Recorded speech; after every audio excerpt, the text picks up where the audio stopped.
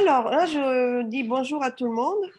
Nous sommes l'Art du Toucher, c'est une école de formation en shiatsu. On est une équipe de profs très passionnés par le shiatsu et par la rencontre avec des profs passionnants, comme David, que j'ai la chance de croiser sur mon chemin et que je pense on est en résonance, quoi. On a des choses qui nous sont familiers l'un de l'autre. On a une vision du shiatsu assez libre, une vision globale et à la fois sur le mouvement, sur le corps, et à la fois aussi sur regarder une autre dimension euh, du corps et de la santé. Et David, elle a un parcours passionnant, très long, mais lui, il va vous le raconter. Et nous, on a la chance de l'avoir invité à Paris l'année dernière, de le réinviter. Il sera à Paris le 6 et 7, c'est ça, 6 et 7 mars, pour animer un stage dans le sujet, c'est la relation entre la mâchoire. Ah, je vois ma vidéo, vous la voyez? Ça y est, c'est Barbara. Donc, je suis revenue. On a perdu David. Ah, super. On avance. On avance, continue. Euh, Vas-y. et Julia, tu peux le mettre en évidence? Ou David, tu peux te mettre en... Comment? Je peux me mettre comment? Ah voilà, ça y est, je t'ai remis. Et du coup, voilà, David, elle a plein d'axes dans son travail. Aujourd'hui, il nous parlera à la fois de la relation de la mâchoire, bassin et diaphragme, mais également de tout le travail qui a été développé avec le mouvement de shiatsu et comment se relie cette observation de ces trois parties du corps dans la vision du mouvement de shiatsu. Et vous donnera aussi des éléments de qu'est-ce que c'est le mouvement de shiatsu et quels sont les trois aspects fondamentaux de la pratique pour des gens experts du shiatsu comme vous, donc pour des postgraduates, pour des approfondissements, pour une vision plus large, plus poétique euh, et complémentaire à votre pratique, je l'espère. Et je me tais et je laisse parler David. Bon, merci Barbara et Julia et tout le monde qui est ici. Mais aussi, plutôt que moi, j'aime beaucoup parler. Quand je commence, ça ne se finit jamais. Alors, je pense que ça ne vous intéresse pas que je commence à parler trop parce que ça va peut-être prendre trop long. Mais ce que j'aimerais bien aussi, c'est que à un moment ou à un autre, on ait le temps que vous pouviez poser des questions ou faire des commentaires sur n'importe quoi. Alors, j'aimerais bien qu'on ait au moins 15 ou 20 minutes, je ne sais pas quand Barbara décide, pour que l'on puisse partager nos visions et répondre aux questions qui puissent apparaître. OK? Alors, je veux dire que j'aimerais bien que ce ne soit pas seulement moi qui parle, mais que j'aimerais de partager avec vous des expériences que vous avez ou les questions que vous puissiez avoir. Voilà. Une fois dit ça, probablement quelques-unes de vous qui êtes là, vous avez déjà été dans le dernier Zoom qu'on a fait. Alors, je ne voudrais pas être trop répétitif sur ce que j'ai pu raconter à ce moment-là, mais ce que j'aimerais dire de ma trajectoire, que personnellement, ça ne m'intéresse pas trop, mais je pense que ça peut avoir un sens pour expliquer un peu comment je suis arrivé au Movement Shiatsu. Ma formation originelle était dans le Zen Shiatsu, que j'ai découvert en Angleterre quand j'habitais à Londres, en pensant d'apprendre l'anglais. Et en principe, ça devait être un étage de 3 mois que je devais être là-bas, mais finalement, ça j'ai découvert le shiatsu et c'est devenu 10 ans que je suis resté à Londres. Et c'est à partir d'après une première formation dans le Zen Shiatsu que j'ai découvert Bill Palmer, qui est le fondateur du mouvement Shiatsu et qui, je parle d'il y a 30 ans, 30 années, alors ça fait du temps, était en train de commencer à développer le mouvement Shiatsu qui a une base absolument sur la médecine chinoise, sur le shiatsu traditionnel, c'est-à-dire tout ce qu'on raconte dans le mouvement shiatsu, j'insiste, c'est absolument cohérent et ça continue la ligne de la médecine chinoise, c'est-à-dire on n'invente rien, tout est inventé, ce qui m'a attiré dans mon cas du mouvement shiatsu, de la proposition des origines du mouvement shiatsu de Bill Palmer à ce moment-là, il y a 30 ans, c'était une vision beaucoup moins, comment on dit ça? Strict. Non, pas strict, pointu sur le diagnostic et sur le traitement et sur les résultats, c'est-à-dire pas sur la pathologie, pas sur comment résoudre les conflits spécifiques, mais le focus de Bill Palmer était surtout comment faire pour que la personne soit plus consciente de son présent, de sa situation, de ses difficultés, de ses capacités, parce que c'est une chose qu'on insiste beaucoup dans le mouvement shiatsu, parce que trop souvent, je pense qu'on insiste trop sur les difficultés et on ne valorise pas suffisamment les habilités qu'on a tous, chacun des différentes. Mais si on prend un modèle, disons, médical de la relation client-thérapeute, ça devient le focus se centre surtout sur ce qui ne marche pas, sur les difficultés qu'on a.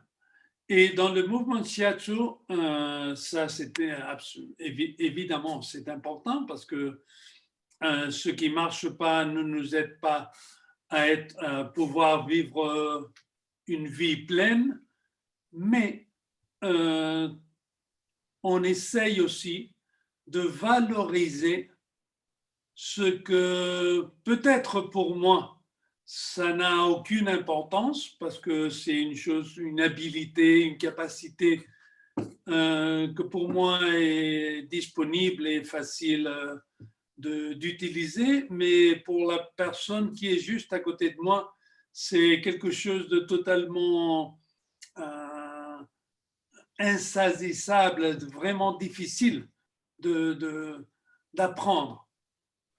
Et du même côté, la personne que j'ai à côté peut avoir des qualités ou des facilités que j'envie beaucoup, mais que à ce moment-là, je ne sais pas comment y arriver. Et c'est là que le shiatsu, je pense, qui peut aider à voir où est-ce qu'on est, qu'est-ce qu'on a disponible, qu'est-ce qu'on n'a pas disponible, et initier un procès d'apprentissage de nouveaux outils pour pouvoir avoir une vie plus pleine. Pour moi, à fin de compte, ça c'est l'intérêt du shiatsu. Le shiatsu, c'est un outil pour apprendre sur moi-même, sur mes possibilités, sur mes disponibilités, sur mes difficultés ou carences, on dit carence en français, ce qu'on n'a pas, ouais. Et alors, voir comment je peux trouver une façon d'initier un voyage, un procès, un voyage de découverte de moi-même et de faire grandir mes possibilités d'être plus vivant dans le monde. Je traduis ça en termes de chinois, de shiatsu. Si j'ai une conscience de que j'ai une difficulté dans le, disons, dans un élément terre, ou si on parle en termes de 6 divisions, si je parle qu'on a une difficulté dans le Yang Ming ou dans le Tai Ying, c'est-à-dire la terre et métal, la combinaison de terre et métal, j'aimerais bien que toute la théorie qu'on a appris de la médecine chinoise nous serve pas seulement à voir ce qui ne marche pas en moi, mais aussi à voir qu'est-ce que je peux faire, qu'est-ce que je peux essayer à faire pour regagner les qualités, les habilités, les disponibilités, par exemple, de l'élémentaire ou de l'élément métal. Je m'explique? Vous voyez ce que je veux dire? Oui, tu t'expliques très bien. Pour moi, c'est clair. Est-ce que quelqu'un a des questions? Oui, j'aimerais un peu avoir un... Parce que parfois, mon français, il marche comme ça marche. Moi, je me comprends, mais je ne sais pas si vous me comprenez bien. Alors, est-ce que tu veux dire que quand, par exemple, on regarde notre relation avec la terre et le métal, on peut aussi voir quels sont les aspects positifs de ma personnalité dans ces loges, essayer de les développer. C'est-à-dire, j'ai un problème dans cette loge, mais en réalité, je vais chercher ma force et ma connexion avec ces éléments. Absolument. C'est-à-dire, je pense que trop souvent, ce qui est naturel pour nous, ou bien les éléments, les énergies, les méridiens, les fonctions, vous pouvez les appeler comme vous voulez, mais tout ce qu'on a disponible, tout ce qui est à peu près à notre main dans le jour à jour, on ne valorise pas ce qu'on a facilement disponible. On nous centre toujours, nous centrons notre attention et notre direction de vie surtout sur ce qui ne marche pas, sur ce que nous sentons comme une faute, une faillite, quelque chose qui n'est pas disponible. Et ce qui est plus grave, c'est que trop souvent, c'est même pas vrai qu'on n'a pas cette disponibilité. On a cette disponibilité, mais on n'a pas les outils, on n'a pas l'habitude, on n'a pas la confiance pour essayer de rentrer dans un voyage d'investigation dans ce qui n'est pas familier. Ouais. Et c'est là que je pense que le shiatsu est fantastique, que le travail corporel est essentiel parce que ça nous rentre inévitablement dans le présent, dans le moment, dans le corps, dans la sensation. Et là, le shiatsu est tellement beau. C'est beau le shiatsu. Ça nous rentre là-dedans directement. Si le contact est honnête et vrai, c'est pas tellement compliqué. C'est incroyablement difficile, mais c'est pas compliqué. On adore le Vous voyez ce que je veux dire? Oui, c'est pas une question de technique, c'est pas une question de connaissance. Ce n'est pas une question de beaucoup d'informations. C'est beaucoup plus compliqué que ça et c'est beaucoup plus simple. C'est une question d'utiliser le shiatsu pour être plus honnête avec nous-mêmes et avec les gens avec lesquels on travaille. Et au moment où on reconnaît que pour faire du shiatsu, pour être un professionnel du shiatsu, on n'a pas besoin d'être parfait, mais on a l'obligation d'être honnête avec nous-mêmes, alors on va devenir toujours des gens, des professionnels utiles pour nos clients. Et à fin de compte, j'insiste toujours sur là. Moi, ce que je veux, c'est d'être utile aux gens qui viennent me voir. Parce que les gens qui viennent me voir, c'est des gens qui, en principe, déposent sa confiance en moi parce qu'ils pensent ou elles pensent qu'on va faire quelque chose d'utile avec quoi qu'il se passe avec eux. Et mon travail, je ne l'ai jamais vu comme trouver une solution aux problèmes des gens. Ce n'est pas mon boulot, je ne suis pas médecin, je ne veux pas l'être, je ne peux pas l'être. Je n'ai pas la formation, j'ai pas... Mes clients ne sont pas en danger de mourir. Ouais, jamais. S'ils sont en danger de mourir, je les envoie immédiatement au médecin. Je ne suis aucune compétence. Compétence, on dit ça oui. Avec la médecine, j'ai aucun problème avec la médecine. J'ai des problèmes avec certains aspects de la médecine ou certains docteurs. Oui, mais ça, c'est pas parce que c'est la médecine occidentale, c'est parce que c'est des personnes que je considère qui sont pas honnêtes. Et c'est ça ce que je cherche dans le shiatsu. Le shiatsu, la formation du shiatsu, en principe, doit nous aider à être plus personne, être encore plus dans le présent.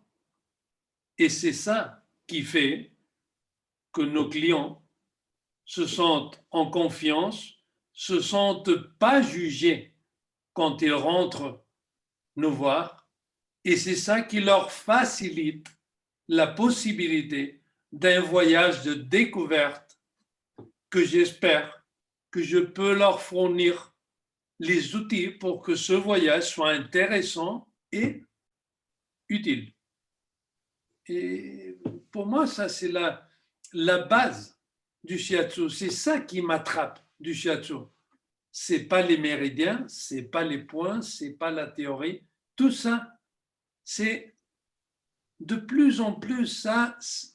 Je veux que ça serve pour être plus et meilleur en contact avec la personne qui vient me voir et non pas pour l'analyser, la réduire à des fonctions, des méridiens, des déséquilibres, des imbalances, je ne sais pas quoi. Je suis intéressé aux personnes, pas à leur pathologie. Les pathologies, c'est normal. On est tous, on a toujours des imbalances. Et c'est pour ça que le mouvement shiatsu s'appelle mouvement shiatsu. Il n'y a pas de vie sans imbalance. Quand on est équilibré, c'est pas quand on est plat. Quelle la nuit.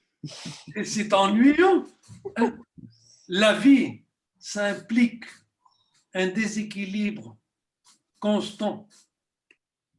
Et c'est ça qui nous fait sentir vivants. Et à fin de compte, la seule raison pour se travailler soi-même ou pour dans mon cas, pour faire du shiatsu, c'est pour me sentir plus vivant et pour aider et faire que les gens, dans le possible, se sentent plus vivants, même s'ils vont mourir. Oui, et je sais que ça sonne dur et on dirait que je suis pas gentil. Et c'est vrai, je suis pas tellement gentil, mais ça m'intéresse que les gens soient le plus vivants possible. Voilà. Pardon, hein, je parle trop, je sais. Est-ce que je peux faire une comparaison? Quand tu dis en Zen Shiatsu, on parle beaucoup de Kyo et du Jitsu et on associe au Kyo son manque de vie à certains endroits de notre corps et puis on se concentre beaucoup sur le Kyo. J'ai l'impression que dans le mouvement Shiatsu, on regarde le Jitsu. Le Jitsu, c'est sûrement une énergie qui est beaucoup utilisée, mais parce que c'est une qualité qui nous réussit bien dans la vie. Donc, quelque part, c'est mettre en valeur reconnaître en fait cette capacité qui est la nôtre, qui est notre talent. Oui, il y a deux aspects. L'un sur le jitsu, et je parle du jitsu et kyo parce qu'on est en train de parler entre des gens du monde du shiatsu. Mais pour nous, dans le monde du mouvement shiatsu, le jitsu, c'est le diagnostic premier. C'est-à-dire, c'est ce que le client nous présente pour travailler. Oui, c'est la demande que fait le client. C'est ce qui est évident et c'est ce que le client a dans le présent. Et que normalement, c'est inconfortable, ça génère des conflits, des tensions, quoi que ce soit. C'est tout ce qu'on appelle le jitsu, c'est l'évident. Et on commence à travailler avec le jitsu parce que le jitsu, c'est la porte d'entrée à la personne. La personne me demande ce qu'elle a besoin, ce qu'elle ressent qu'elle a besoin. Peut-être elle a besoin de quelque chose d'autre et que je peux le voir à partir de mon expérience du shiatsu, de la théorie, de la façon comme elle bouge, comme elle s'exprime, quoi que ce soit. Mais à fin de compte, ce qui compte pour initier une relation, c'est qu'est-ce que la personne veut en principe de moi. C'est là la porte d'entrée à la relation. Et là, c'est le jitsu. Notre vision du kyo est assez différente de la vision du zen shiatsu, dans le sens que le kyo, ce n'est pas absolument pas nécessaire que ce soit une zone, une partie du corps ou quoi que ce soit qui n'a pas d'énergie. Absolument pas. Le kyo, ou le thème avec le kyo, c'est que c'est une partie du corps qui n'est pas connectée au système. Et ça veut dire que le système ne peut pas l'utiliser, le système la traîne avec lui, mais ça ne veut pas dire absolument pas que ce kyo n'a pas d'énergie. Au contraire, c'est très possible qu'il y ait beaucoup d'énergie dans ce kyo, mais qu'elle ne soit pas disponible, ce qui fait que ce sera un poids mort qu'on traîne dans notre vie sans le savoir, sans même pas savoir qu'on traîne toute cette énergie, qu'elle n'est pas morte. L'énergie ne meurt jamais. L'énergie est là, elle ne peut pas mourir. Mais quand elle est pas utilisée, elle devient lourde, inutile, et c'est ce que parfois on appelle de la mauvaise énergie. Ça n'existe pas la mauvaise énergie. Ce qui existe, c'est l'énergie inutilisée, l'énergie insatisfaite, l'énergie pas, comment on dit ça, pas jouie.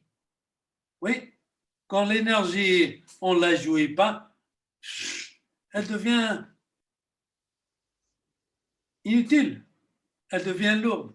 Et en plus, ça c'est une question personnelle à moi, ce n'est pas une question spécifiquement du mouvement Shiatsu, j'en ai parlé avec Bill, mais je pense que les kyo qu'on a dans le corps, qu'on en a toujours, je pense que c'est la forme dans le corps, notre système garde de l'énergie pour le moment où on sera plus âgé, où on sera plus conscient de nous-mêmes et on aura trouvé la façon de reconnecter avec ces choses qu'on avait gardées à un moment donné parce qu'on ne savait pas comment résoudre un conflit déterminé.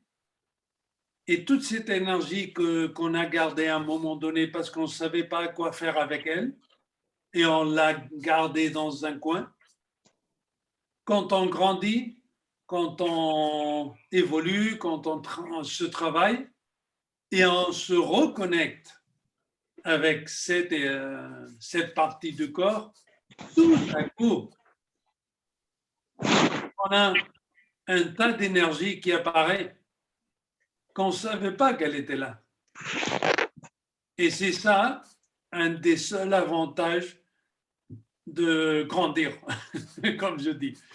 C'est la seule chance qu'on a, c'est la seule chose qui est bien de faire des années. Oui, parce que on reprend et on récupère des choses qu'on pensait qui étaient perdues. Et c'est pas vrai. Rien ne se perd. Absolument rien ne se perd. Oui. Alors, la vision du Kyoshitsu est assez différente du point de vue du mouvement Shiatsu.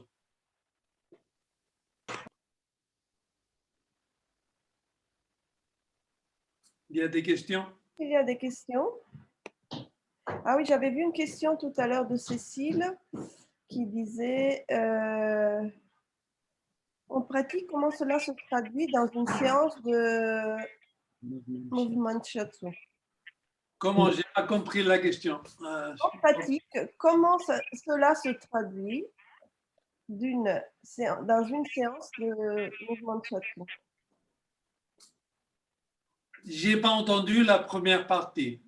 En pratique, comment se traduit tout ton discours dans une séance de mouvement Shiatsu? Ah, ouf. Ça, c'est impossible à répondre parce que il n'y a pas un protocole. Je ne peux pas répondre à ça parce que ce que je sais, c'est qu'avant de commencer la session et de voir la personne, j'ai aucune idée de ce que je vais faire. Alors, la seule chose que je peux dire, c'est que, en tout cas, ce qui m'intéresse dans une session de Movement Shiatsu, c'est que, avant tout, j'essaie que le client sache pourquoi il est venu, pas seulement ce qu'il pense, pourquoi il est venu. Je veux dire, on garde un temps pour voir si vrai, pour trouver une bonne raison pour venir me voir. Et deuxièmement, c'est un peu le travail qu'on a fait la dernière fois que j'ai été à Paris, c'est de faire voir aux clients que, en tout cas, fasse ce que l'on fasse ou qu'on aille faire, le client a toujours le pouvoir de demander et décider ce qu'il a besoin, ce qu'elle a besoin de faire, ce qu'elle a besoin de recevoir, et elle peut toujours demander exactement ce qu'elle a besoin de recevoir. C'est-à-dire, c'est le mouvement Shiatsu, c'est un travail à deux. C'est pas seulement moi comme spécialiste qui décide un diagnostic, un traitement, des résultats à obtenir. C'est beaucoup plus un processus à deux dans lequel le client doit avoir au minimum autant de pouvoir que la personne qui travaille. Et dans ce sens, c'est très important comment nous établissons la relation dès le premier seconde que la personne rentre dans notre chambre de traitement. Oui. Du coup, ouais, ça se comprend bien. Du coup, on perd un peu de notre ego de praticien. Cool. Tu avais des choses à nous montrer peut-être pour visualiser ce travail sur la relation? Je vais essayer si ça va pas disparaître. Est-ce que je peux juste poser une question comme ça? Alors, Ah oui, oui, oui. oui, moi, ce que j'entends, alors je connais pas votre pratique. J'ai une pratique, enfin, différente, d'une école différente. Donc, mais ce que j'entends dans ce que vous êtes en train de dire, la façon dont moi je l'interprète, c'est une mise à disposition finalement du praticien. Dites-moi si je me trompe, hein, à ce qui va se passer dans la relation et dans le bilan finalement qu'on va faire à deux avec le patient. C'est ça? D'un côté, absolument, oui, mais de l'autre, ce qui fait que les gens payent pour venir nous voir, c'est pas seulement ça, ce qui est très important, mais c'est aussi qu'ils espèrent et qu'elles espèrent qu'on va leur proposer un travail qui va leur être utile pour se connaître ou pour trouver des outils pour se trouver dans des meilleures conditions. Oui, et ça implique que moi, comme praticien, je dois, et c'est pour ça qu'on me paye. On me paye pour créer un espace sûr où la personne peut rentrer sans se sentir jugée, où elle peut être elle-même. Et en plus, c'est un espace où la personne peut espérer que je vais risquer, que je vais proposer, que je vais m'impliquer dans un processus dans lequel je vais proposer ce que je crois qui peut être intéressant, utile, et c'est là que mon expérience antérieure, la théorie, toutes mes connaissances, pas seulement dans le monde du shiatsu, mais dans ma vie, c'est inévitable que je sois aussi personne que possible quand je suis en train de me relationner avec quelqu'un qui vient dans mon espace pour trouver des solutions à quoi que ce soit. Oui, c'est-à-dire, on n'est pas là seulement pour accompagner le processus, comme vous disiez, mais aussi à un moment donné pour proposer une autre route, pour proposer des défis, pour proposer des travails à faire, pour proposer quoi qu'on puisse penser qui puisse être utile au processus. Oui, j'ai répondu à la question, non? Oui, bien sûr. C'était juste simplement une mise. Enfin, j'avais besoin en fait de reformuler par rapport à ce que vous disiez, de ne pas forcément aller dans les failles, mais plus de prendre effectivement ce qui allait être. Alors, ce que moi j'appelle le vide, là où on croit avoir des vides, mais qui ne sont pas des vides, et d'aller exploiter ça. Et donc, pour moi, il y a quelque chose effectivement d'effacement pour se mettre dans une disponibilité nécessaire et suffisante à l'autre pour pouvoir l'identifier. Après, je ne sais pas du tout techniquement comment ça va se passer, mais il y a quelque chose de... Oui, bien sûr, vous avez répondu. Il n'y a pas de souci. Oui.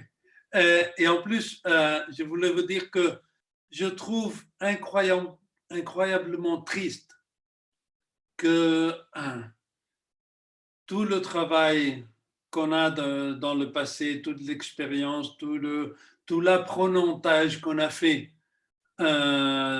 du shiatsu ou de la médecine chinoise. En plus, je pense que j'insiste, tout ce qu'on a fait dans le passé, dans notre vie, oui ou non, on apporte ça dans la relation dans laquelle j'insiste, si on est honnête, si on veut être simplement un personnage, alors non, ce n'est pas le cas. Alors je deviens spécialiste shiatsu et c'est tout. Mais si je veux être honnête, c'est vraiment important de pouvoir reconnaître dans l'autre personne ce qui marche vraiment, essayer et faire un effort de valider ce qui est disponible. Parce que je trouve trop triste que tout notre travail antérieur et l'expérience et tout ça servent seulement à trouver ce qui ne marche pas sur l'autre personne. Je trouve ça vraiment triste. Parce que ça, normalement, je ne sais pas si je suis spécialement bête, mais moi, je sais déjà, à mon âge, les choses qui ne marchent pas dans moi-même. Oui, on sait tous ce qu'on fait qu'on ne devrait pas faire. Oui, ce n'est pas tellement intéressant d'avoir quelqu'un qui me dise la première chose, ah ben toi, c'est évident que tu as le foie dans le kyo et le rein dans le jitsu. Oui, eh ben moi, ça ne m'aide pas tellement, vous voyez. Si on me dit, on me parle d'abord dans un autre langage que je puisse comprendre, ça m'aide beaucoup plus. Et de l'autre côté, si en plus on me dit, eh ben, c'est normal que tu aies ton foie dans le irrité et que tu sois nerveux et irritable parce que dans la situation que tu vis à ce moment-là, ça, c'est pas un déséquilibre, c'est la normalité. C'est normal que tu sois furieux en entendant toutes les conneries qu'on est en train d'entendre dans nos jours, etc., etc., etc. Ouais. Quand on va travailler là-dessus, ok, mais c'est pas que ça, il y ait une chose qui ne marche pas. Non, un symptôme, un conflit, une difficulté, ça ne veut pas dire nécessairement qu'il y ait quelque chose qui ne marche pas. Ça veut dire simplement que c'est un excès, mais parfois c'est parfaitement naturel. Qu'est-ce que cette idée qu'on doit être toujours dans une ligne plate? Mais c'est trop bête, c'est trop triste. Je déteste ça. Pardon.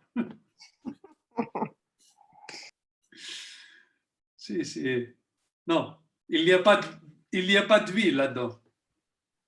David, il y a des élèves qui demandent si c'était possible de faire une expérience pratique. Une expérience pratique? Sur Zoom, je ne sais pas. Ah, ça va être trop compliqué ça. Mais oui, on pourrait essayer quelque chose. On y va? Oui, good. Voyons, par exemple,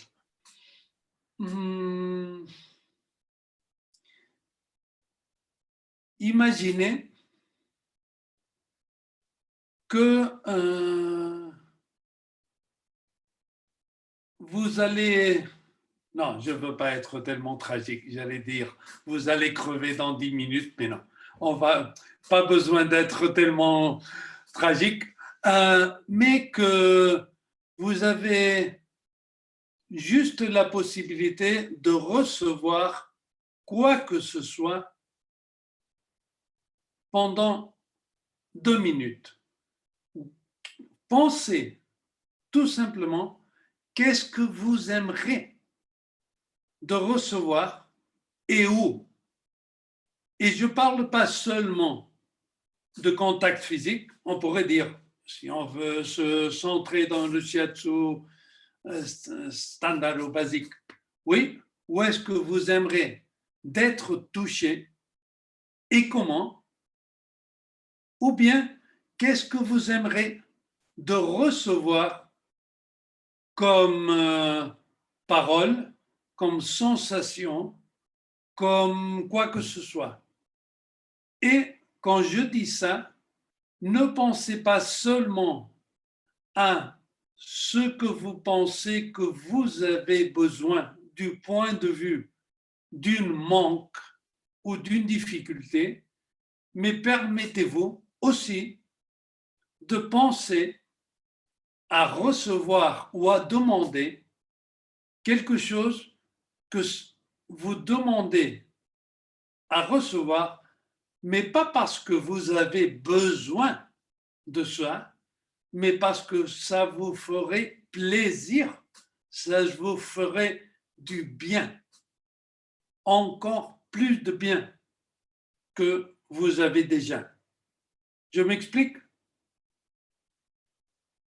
Oui, pensez 2 minutes à ça.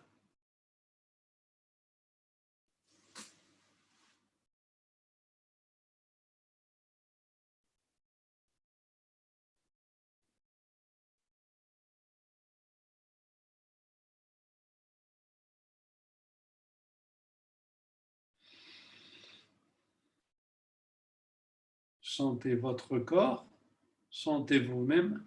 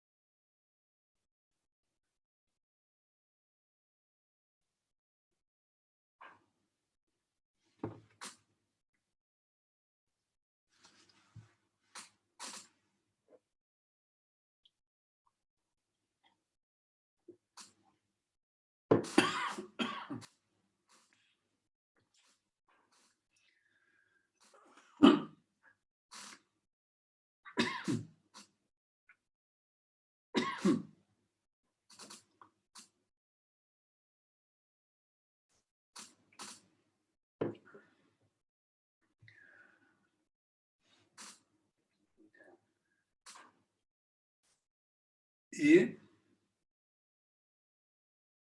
voyez si vous trouvez la façon, en considérant qu'il n'y a personne qui puisse vous donner ce que vous avez demandé, vous désirez,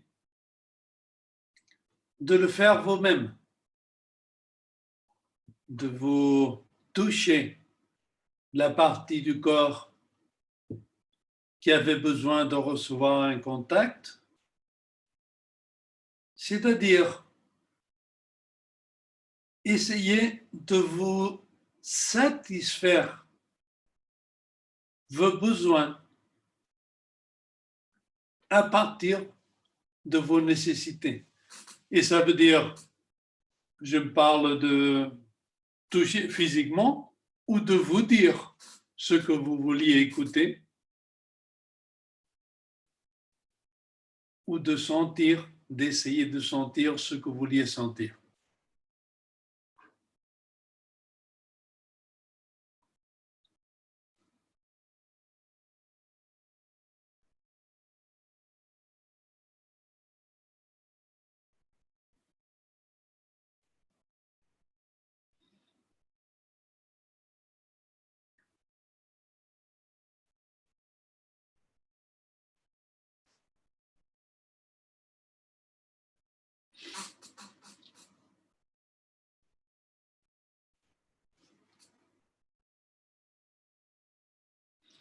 En fin de compte, c'est un exercice très bête et très court, mais ce que je vous ai proposé, c'est d'essayer de passer du rôle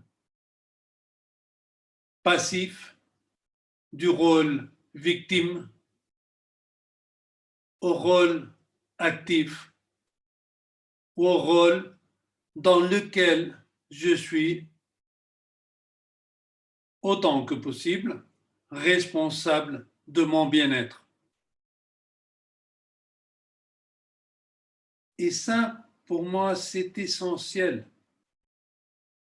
Le shiatsu était spécialement bon à ça, à essayer de faire que les gens ne soient pas des victimes de ce qui leur passe.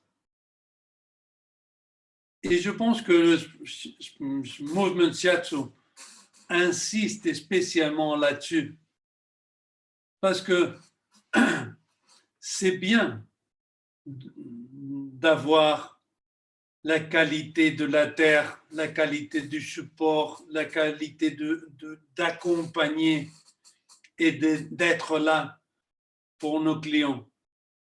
Mais parfois, et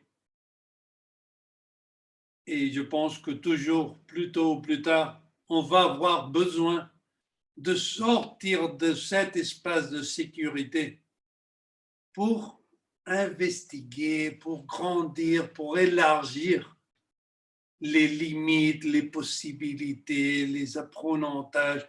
Et ça, on ne va pas le faire seulement avec le support.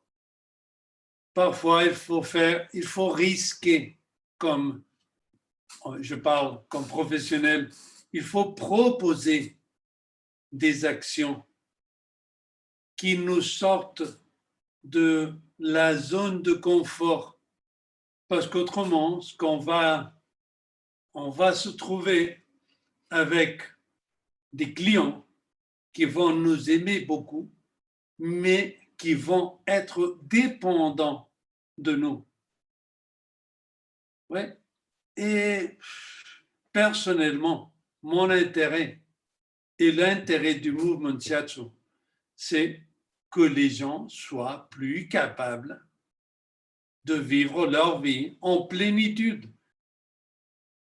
Et c'est là que je sens que je peux faire quelque chose d'utile, de proposer quelque chose d'utile plutôt.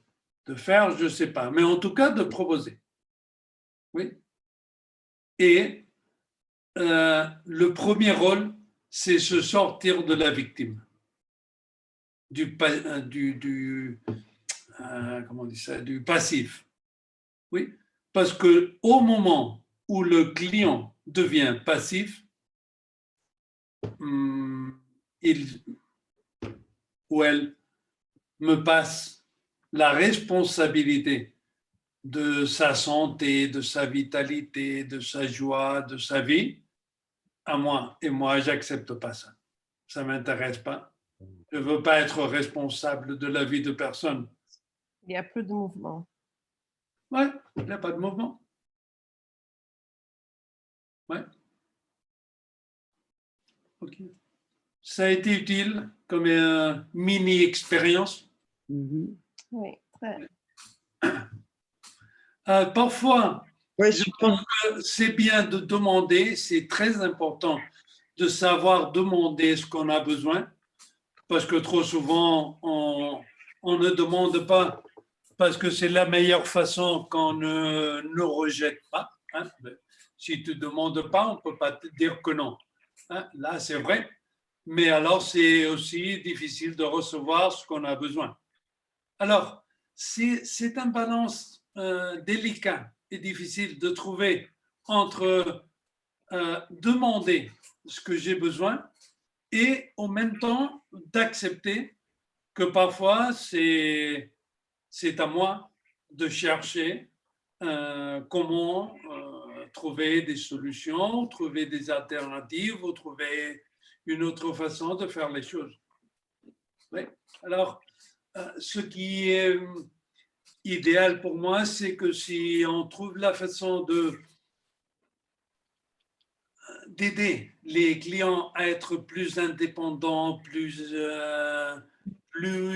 puissants, plus habiles, ça va faire qu'elles viennent nous voir avec les demandes beaucoup plus claires. Et alors, on va avoir beaucoup plus de facilité à trouver la façon satisfactoire de sortir de la situation, d'avoir un succès. Si les gens savent vraiment et sont responsables de ces demandes, notre travail est beaucoup plus clair et beaucoup plus facile que si simplement les gens viennent et disent ah, fais ce que tu veux, équilibre mon énergie et fais que je sois et aide-moi à être une personne responsable et rapide. C'est un peu trop pour moi. Est-ce que je peux poser une question? Ah oui, oui, évidemment. Ce qui me semble le plus délicat, c'est la manière dont on va leur faire prendre conscience de leurs besoins et de l'exprimer. J'ai un exemple tout simple, c'était juste avant ce Zoom, j'ai reçu quelqu'un et en discutant, c'était la première fois qu'elle venait, est apparu le fait, parce que ça m'intéresse complètement ce que tu dis et je suis vraiment dans cette dynamique. Et du coup, avant même de faire la séance, j'ai essayé de voir avec elle qu'est-ce qui pourrait la motiver justement pour faire des choses qui lui plaisent, etc. Et c'est la peinture qui est apparue. Et donc, j'ai dit, mais pourquoi pas, le soir, vous installez vos palettes, vos pinceaux, etc. Comme ça, le lendemain matin, quand vous arrivez, vous avez tout sous les yeux, ça peut vous donner peut-être envie.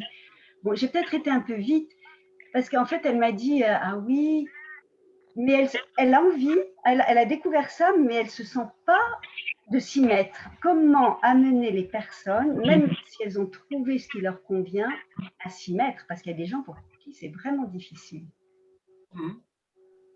Vous êtes en train de parler de moi?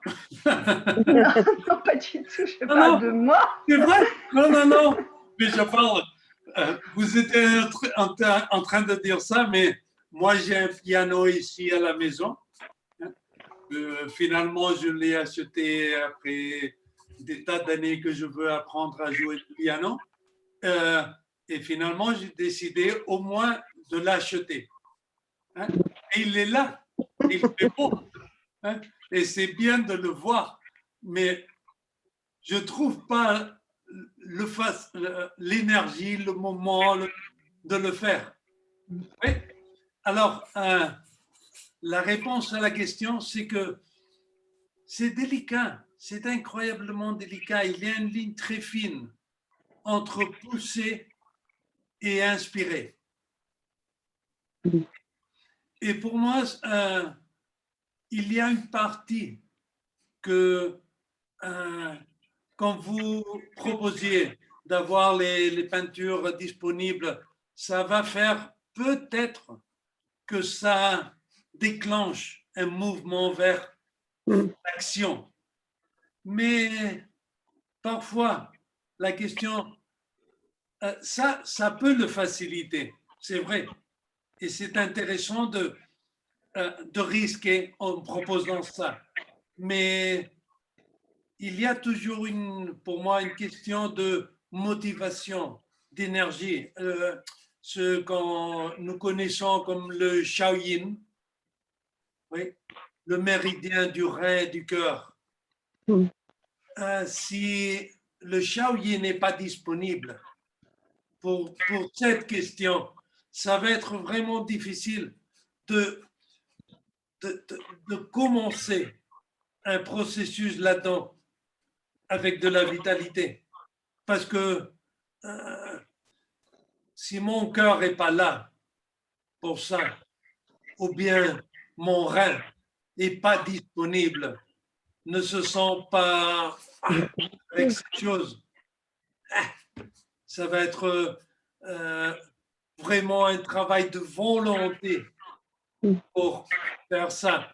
Et alors, il y a une partie que peut-être c'est possible d'initier le processus à travers la volonté. Oui, parce qu'il y a des personnes qui ont cette habilité, le joyin disponible, le rein, le foie, tout ça, oui, l'énergie du foie. Mais je sais par exemple, dans mon cas, que juste avec la volonté, je vais jamais jouer le piano. Oui. J'ai besoin de quelque chose d'autre. Oui. Et pour l'instant, c'est pas arrivé. J'ai des années, jusqu'à 115, j'ai plein de temps. Mais c'est pas grave. Mais vous voyez ce que je veux dire? Il y a des différentes façons de rentrer ou appuyer un processus. Et je trouve superbe votre proposition de lui dire mettez ce que vous avez envie, en principe, de faire devant vous. Faites-le disponible, faites-le possible. Après, faire un autre pas, c'est une autre possibilité. Mais c'est très bien de le présenter devant. C'est pour ça que je disais, je plaisantais, si vous parliez de moi avec mon piano. Parce que moi, j'ai déjà mis mon piano et c'est quelque chose. Mais, il y a... Ouais.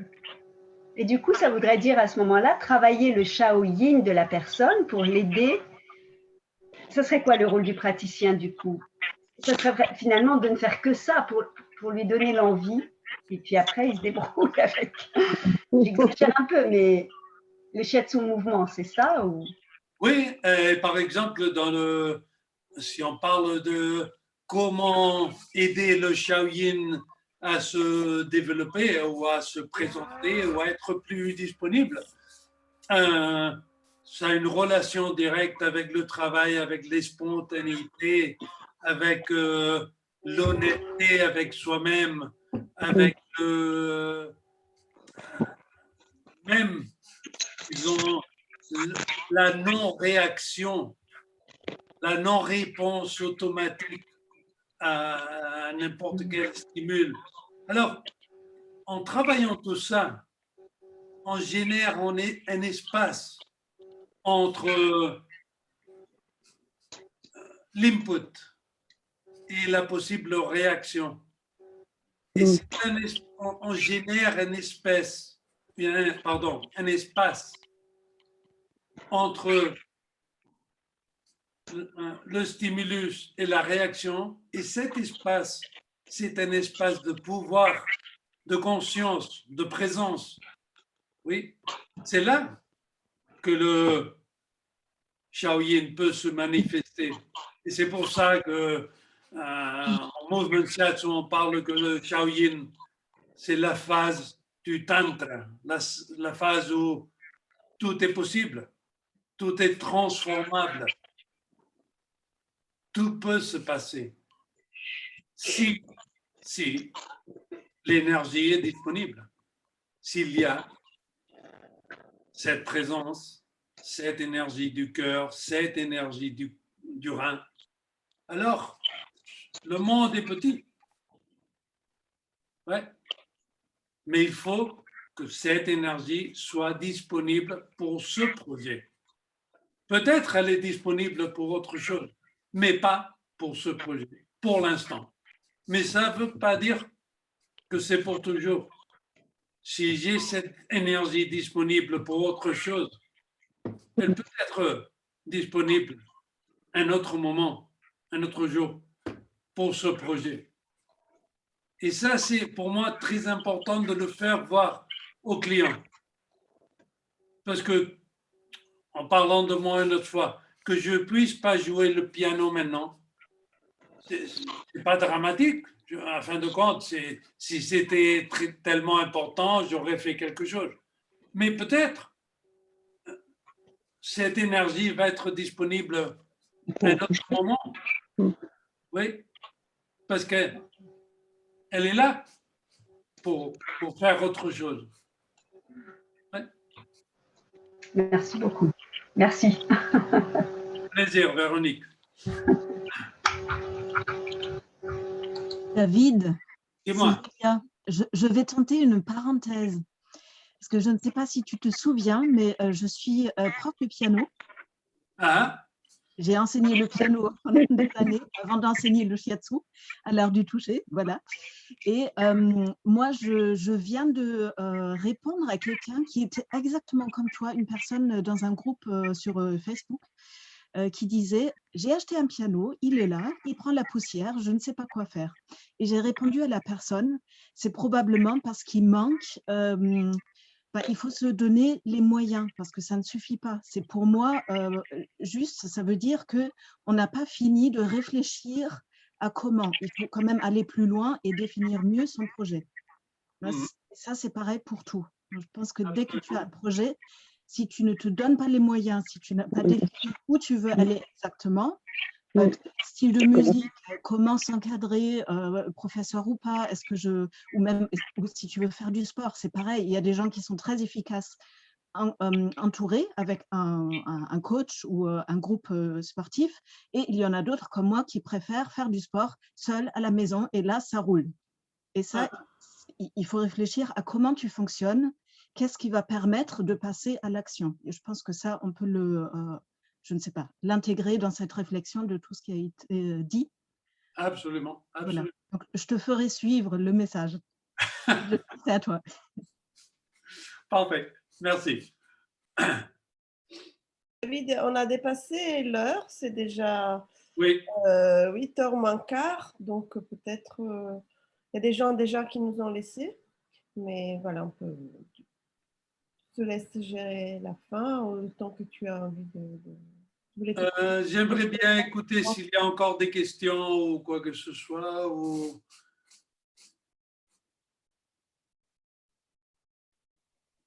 Oui, je veux peut-être essayer de faire un commentaire ou formuler ce que j'ai compris là maintenant. Au début, j'avais compris comme étant praticien de shiatsu, on doit être dans le sens pratique, on doit être peut-être un peu beaucoup plus passif envers le client et laisser le client dire ce qu'il veut, où il veut être touché, qu'est-ce que demander ce que sont ses besoins. Alors nous, comme thérapeute de shiatsu, au lieu de décider nous ce qu'on va faire avec le client, laisser l'espace au client de dire ou montrer ou laisser voir ce qu'il veut qu'on fasse. C'est ce que j'ai appris, c'est ce que j'ai compris au début, mais après, je ne sais pas comment traduire le besoin ou le vœu d'une personne de jouer au piano comment je traduis ça au shiatsu? Comment je peux aider un client qui veut jouer au piano? Comment je peux lui aider avec mon shiatsu? C'est une très bonne question. Parce que je suis thérapeute de shiatsu, alors je suis pas psychologue, je suis pas coach, je suis pas. Quelqu'un vient chez moi parce qu'il veut recevoir du shiatsu. Alors comment bon, peut-être tu peux expliquer un peu. Oui, la première partie de ce que tu as parlé, c'est vrai que dans le mouvement shiatsu, on essaye que le client ne soit pas passif. Oui, qu'il soit actif dans la session, qu'il puisse exprimer, qu'il puisse bouger, qu'il puisse parler, qu'il puisse demander exactement qu'est-ce qu'il veut ou qu'est-ce qu'elle veut. Mais ça ne veut pas dire que nous devenons passifs. Absolument pas. Ça veut dire que précisément parce que l'autre partie est active, nous sommes actifs aussi. Et ça fait qu'il y ait un mouvement. Ça ne veut pas dire qu'on est en train de parler tout le temps, mais ça veut dire, par exemple, que je peux exprimer aussi si je trouve n'importe quoi que je pense qui est intéressant pour la session, pour le moment où on est. On peut partager ça avec le client parce que le client est une personne capable de recevoir cette information parce qu'elle n'est pas passive. Elle n'est pas seulement en recevant. Oui. Et dans ce sens, quand tu dis qu'est-ce que je pourrais faire pour une personne qui a envie de jouer le piano mais ne le fait pas, avant tout, ce n'est pas seulement une question de travailler le méridien ou les méridiens du Shaolin, le cœur. C'est plutôt une question de lui faire voir où est-ce qu'elle est son énergie. Est-ce que son énergie est disponible, est vraiment orientée? Et là, je vais un peu à ce que Julia disait. Est-ce que l'énergie de cette personne est dans la direction d'apprendre à jouer le piano ou c'est plutôt une fantaisie ou c'est plutôt quelque chose qui a été là pendant beaucoup de temps et que à ce moment-là, ça n'a pas une énergie derrière qui fasse bouger ce besoin. Je m'explique. Il y a une partie où porter à la personne, et c'est là que je pense que le shiatsu aide beaucoup, porter la personne au présent et à ce qu'elle ressent, et en parlant d'une situation en concret, ça peut m'aider et ça peut l'aider à voir si c'est vraiment quelque chose qui est dans le présent ou c'est plutôt une histoire qui est dans mon histoire, ma tradition, qui est d'une façon dans le passé ou bien dans le futur, mais elle n'est pas dans mon présent. Oui. Et ça, le travail corporel est fantastique dans ce sens. Parce que je pense que presque inévitablement, ça nous remet dans le présent et dans le ressenti. Et là-dedans, quand on apprend à confier et à apprendre de ce qu'on ressent, les choses deviennent plus claires. Yeah. Oui. Yeah. J'ai répondu à un peu ce que tu disais, Cordona. Oui. Oui. Oui, c'est exactement ça. Oui. Merci. Alors, nous, en tant que thérapeute, en tant que praticien de shiatsu, on aide à la personne de savoir, de se rendre conscient de ce qu'il veut vraiment, de ce qu'elle veut, de ce qu'elle a vraiment besoin. Oui, j'espère que oui. Et si Moi, c'est le piano, elle va, après la séance, elle va jouer au piano. Bon. Là, c'est une autre décision. Mais oui, c'est ça. C'est exactement ça. J'aime bien penser que le shiatsu aide. C'est un bon outil pour être plus dans le présent, plus dans le ressenti, plus dans soi-même. Et tout ça, ça clarifie l'énergie.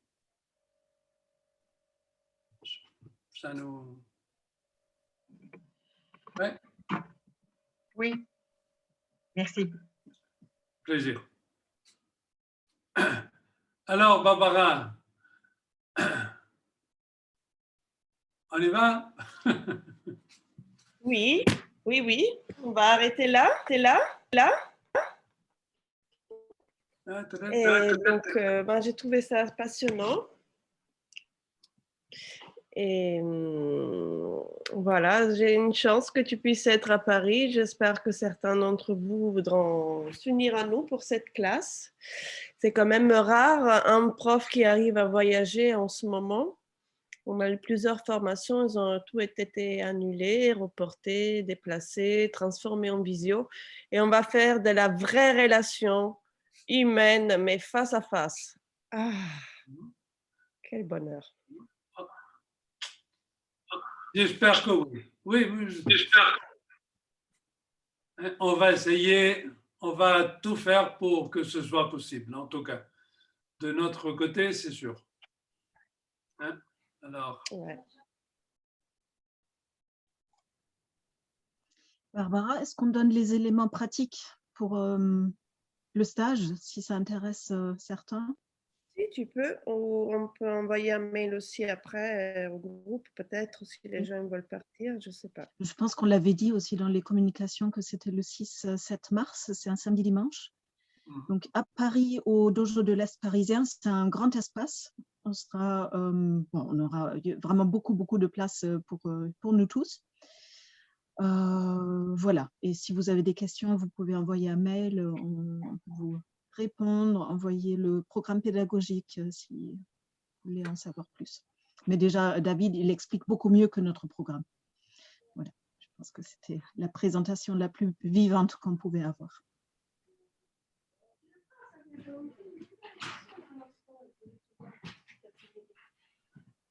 Non, elle n'est pas partie, elle est là encore. Elle est bien en vitesse. Oui, on est là.